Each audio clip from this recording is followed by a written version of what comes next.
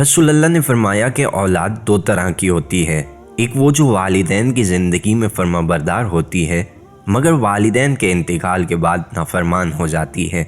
اور دوسری طرح کی اولاد جو والدین کی زندگی میں نافرمان ہوتی ہے مگر والدین کے انتقال کے بعد فرما بردار ہو جاتی ہے۔ اس حدیث کی وضاحت کرتے ہوئے رسول اللہ صلی اللہ علیہ وآلہ وسلم نے فرمایا،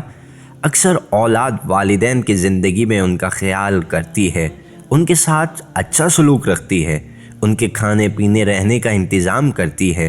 مگر جیسے والدین کا انتقال ہو جاتا ہے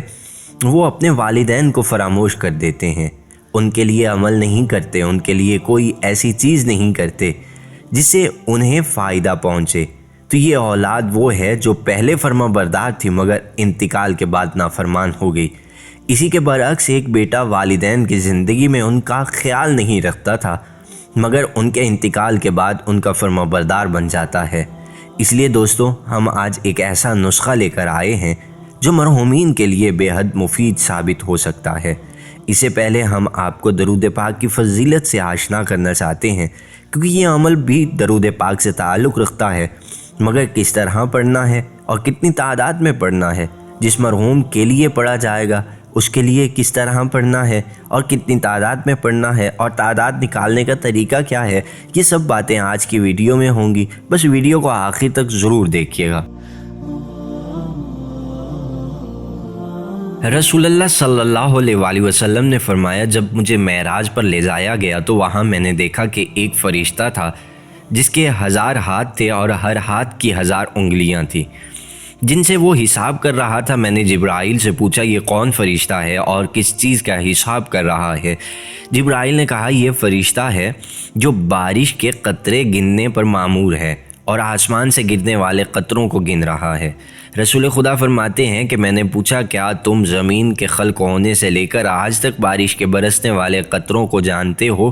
فرشتے نے کہا، اے اللہ کے رسول، مجھے قسم ہے اس خدا کی جس نے آپ کو رسول مبعوث کیا ہے، میں نے زمین پر گرنے والے تمام قطرات کی تعداد بتا سکتا ہوں، بلکہ کہاں کتنے قطرے گرے ہیں وہ بھی بتا سکتا ہوں۔ پھر فرشتے نے کہا، اے اللہ کے رسول، اتنی قدرت اور دست و پا کے باوجود میں ایک کام کے ثواب کا حساب نہیں کر سکتا۔ جناب رسالت مآب نے پوچھا، وہ کون سا کام ہے؟ فرشتے نے کہا، جب آپ کی امت جمع ہوتی ہے اور آپ پر درود پڑتی ہے اس وقت میں ثواب نہیں گن پاتا۔ رسول اللہ صلی اللہ علیہ وآلہ وسلم نے فرمایا، جو شخص مجھ پر 1000 مرتبہ درود بھیجے گا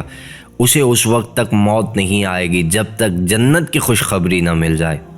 دوستو، درود پاک کی فضیلت کا اندازہ کر سکتے ہیں، تو اب ہم اپنے اصل مقصد کی طرف آتے ہیں اور درود پاک کو کس طرح پڑھا جائے مرحومین کے لیے۔ تو آئیے دوستو اپنے اصل مقصد کی طرف آتے ہیں۔ دوستو، علم اعداد کے بارے میں تو آپ نے سنا ہوگا کہ جب بھی تسبیح ہوگی تو اعداد کے مطابق ہی جاتی ہے، کبھی اندازے کے مطابق اعداد شمار کر لیے جاتے ہیں